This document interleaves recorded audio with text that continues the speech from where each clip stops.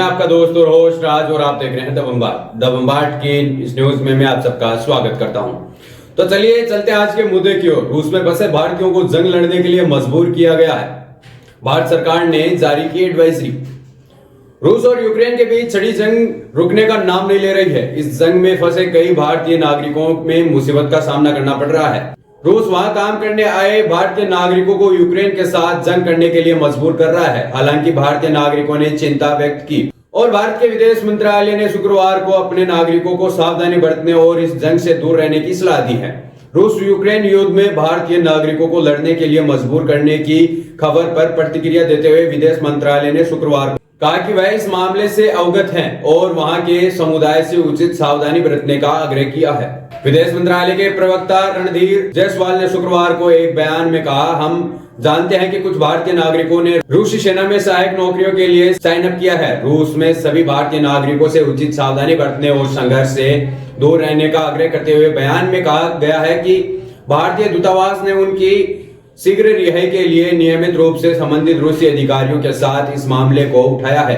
मंत्रालय की ओर से यह प्रतिक्रिया तब आई जब कर्नाटक के मंत्री प्रियंक खड़गे ने गुरुवार को केंद्र से हस्तक्षेप करने और रूस में फंसे 4 भारतीय युवाओं को बचाने की अपील की, जिन्हें एक निजी सेना में भर्ती किया गया था। बता दें कि कर्नाटक तेलंगाना के युवा वहां फंसे हुए हैं। धोखे से और धोखा देकर युवकों को युद्ध में भेज दिया गया है। भारत सरकार को इस घटनाक्रम पर गंभीरता से विचार करना चाहिए। केंद्र सरकार को हस्तक्षेप करना चाहिए और भारतीय युवाओं को रूस से छुड़ाना चाहिए। मंत्री ने बेंगलुरु में संवाददाताओं से कहा, कर्नाटक के कलबुर्गी जिले के 3 युवक रूस में फंस गए हैं, जिन्हें एक निजी रूसी सेना समूह वेगनर ने धोखे से भर्ती किया है। रूस में फंसे युवक सैयद इलियास हुसैन के पिता नवाज कलांगी ने केंद्र सरकार और प्रधानमंत्री नरेंद्र मोदी से अपने बेटे को घर वापस लाने के लिए मदद की गुहार लगाई है। वह 18 दिसंबर 2023 को रूस गया था।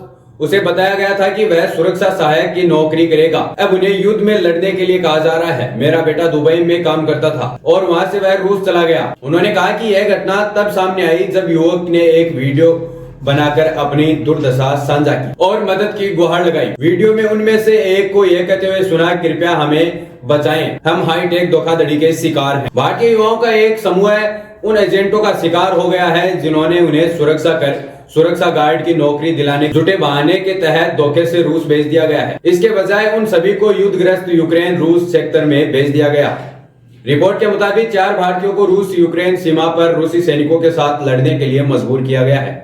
इनमें से एक तेलंगाना और 3 कर्नाटका के हैं। यह कब का मामला है यह स्पष्ट नहीं है। 18 भारतीय नागरिक रूस यूक्रेन सीमा पर फंसे। रिपोर्ट के मुताबिक एक एजेंट ने खुलासा करते हुए बताया कि नवंबर 2023 से लगभग 18 नागरिक रूस यूक्रेन सीमा पर फंसे हुए हैं। ये 4 मारियोपोल, खार्किव, डायनात्सक, ऑन-डॉन में फंसे हुए हैं। इन लोगों के परिजनों ने बताया कि कुछ एजेंट्स ने दिसंबर 2023 में नौकरी के नाम पर उन्हें धोखे से भारतीयों को रूस भेज दिया गया है। अब यह भारतीय मदद की गुहार लगा रहे हैं। दोस्तों, ये कितना उचित है कि किसी दूसरे देश से काम पर बुलाए हुए लोगों को युद्ध के अंदर धकेल देना। यह सरासर गलत है। भारतीय सरकार को इस पर एक्शन लेना चाहिए और उन सभी भारतीय जवानों को सुरक्षित भारत लाना चाहिए। इसके बारे में आपकी क्या राय है, ये आप हमें कमेंट में बताइएगा। मिलते हैं जल्दी, तब तक के लिए धन्यवाद।